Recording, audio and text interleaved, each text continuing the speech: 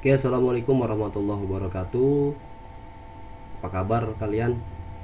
Ketemu lagi, ya jumpa lagi dengan saya Pak Farhan. Kita lanjutkan materi ya mengenai trigonometri. Kali ini berhubungan dengan perbandingan trigonometri pada segitiga siku-siku. Nah, ya, segitiga siku-siku nanti erat kaitannya dengan Pitagoras. Kalian sudah pelajari Pitagoras di kelas 8 SMP. Betul ya? Nah, oke, ini ada segitiga siku-siku yang mana yang sudah kita kenal bahwa sisi miring ini adalah sisi yang paling panjang. Oke, atau sering dikenal dengan hipotenusa. Letaknya selalu ada di depan sudut siku-siku. Itu adalah hipotenusa. Oke, kemudian pada segitiga ini ada sudut yang saya beri simbol atau saya beri nama dengan beta. Ya, nanti penamaan sudut itu bisa dengan simbol yang lain. Ya, kali ini saya pakai beta. Nanti ada alfa, theta, gamma, dan sebagainya. Oke. Berdasarkan letak sudut beta ini, maka dari sisi siku-siku ini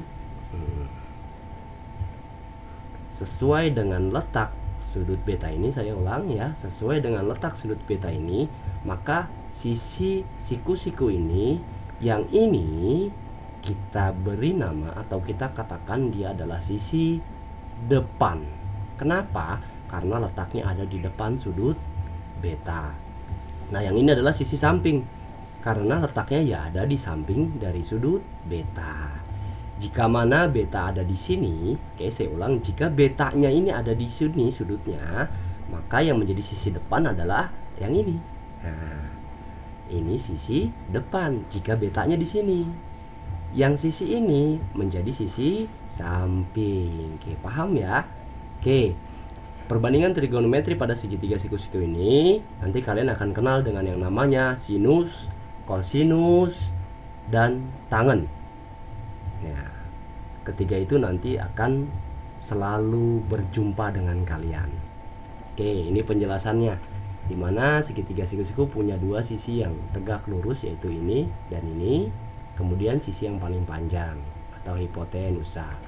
Trigonometri sendiri itu adalah perbandingan dari dua sisi segitiga siku-siku. Saya ulang, trigonometri adalah perbandingan dari dua sisi segitiga siku-siku. Ya, perbandingan trigonometri yang berlaku untuk sudut yang telah ditentukan adalah sinus, kosinus, tangen, kotangen, sekan, dan kosekan. Tapi kali ini kita hanya akan bahas tentang sinus, kosinus, dan tangen, atau sering disebut dengan sin, kos, dan tan. Oke, kita lanjut.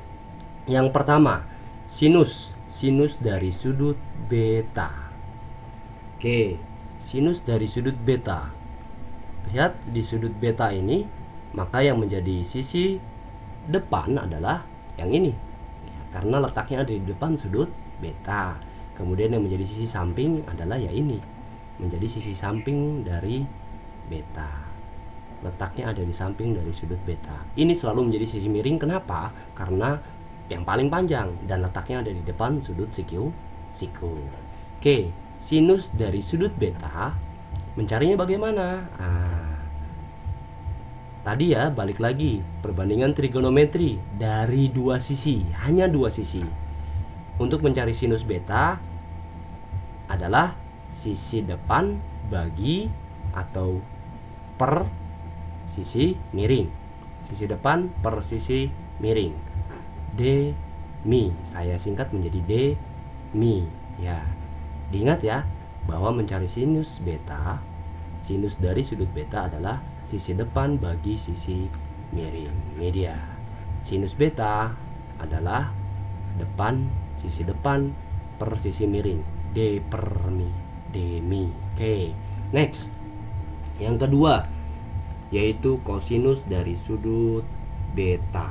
Nah, kosinus dari sudut beta mencarinya dengan sisi samping per sisi miring, atau sisi samping dibagi sisi miring.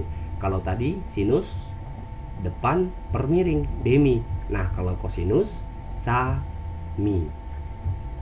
Ya. Sami, samping per miring. Ini untuk mencari kosinus dari sudut beta, samping per miring. Yang ketiga yaitu tangen. Ya, tangen adalah sisi depan. Nah, saya ulang, tangen beta mencarinya dengan sisi depan per sisi samping.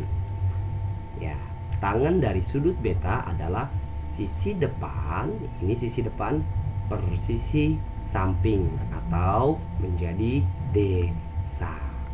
D per sa. Paham ya? Oke.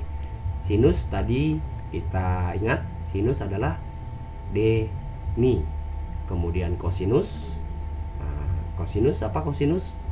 Sa mi. Dan tangen D sa. Ini kesimpulannya.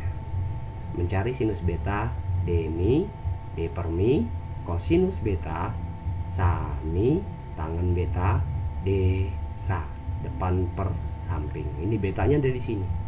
Ya. Oke. Sekarang latihan sebagai contoh.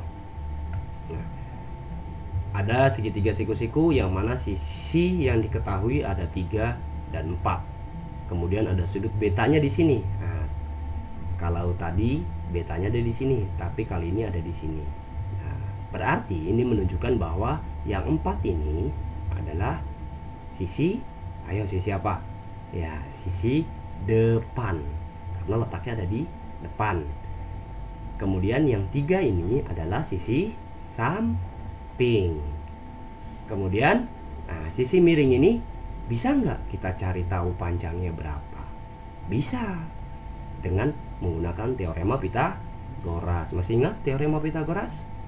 Bahwa kuadrat dari sisi miring sama dengan penjumlahan dari kuadrat sisi yang lainnya. Saya simpulkan, saya ringkas, saya singkat, maka kita dapat sisi miringnya adalah dengan akar dari 3 kuadrat ditambah 4 kuadrat menjadi akar 25, yaitu 5. Kita dapat panjang sisi miringnya adalah 5. Oke, kita lanjut. Yang pertama adalah sinus beta. Berapa sinus dari sudut beta ini? Ingat tadi sinus beta apa? Nah, ini kesimpulannya. Sinus beta adalah D mi, depan per miring. Siapa depannya? Sudut sisi yang depan mana? Sisi depan dari sudut beta 4, miringnya 5. Jadi sinus beta adalah 4 per 5 D mi, depan ini depannya ya, depan per miring 4 per 5 atau 0,8. Oke, yang kedua kosinus beta atau cos beta kita dapat dengan sa per mi, sami, samping per miring. Siapa samping yang menjadi sisi samping dari sudut beta? Nah, yang ini panjangnya 3. Oke, sami 3 per, nah, ini dia 3 per 5 alias 0,6. Sorry, maaf, ini bukan 0,8 ya, tapi 0,6. Diabaikan aja. Ini desimal pun tidak dipakai, tidak apa. Oke, sesuai permintaan aja, sesuai kondisi. Kemudian tangen. Kita lihat tangen. Tangen apa? D per sa, depan per samping. Depannya tadi siapa? Ini kan depan 4, sampingnya 3. Jadi tangan beta adalah 4 per 3 alias 1,33. Demikian. Paham ya? Mudah-mudahan kalian paham. Oke, nanti akan saya beri pertanyaan selanjutnya. Terima kasih atas perhatiannya.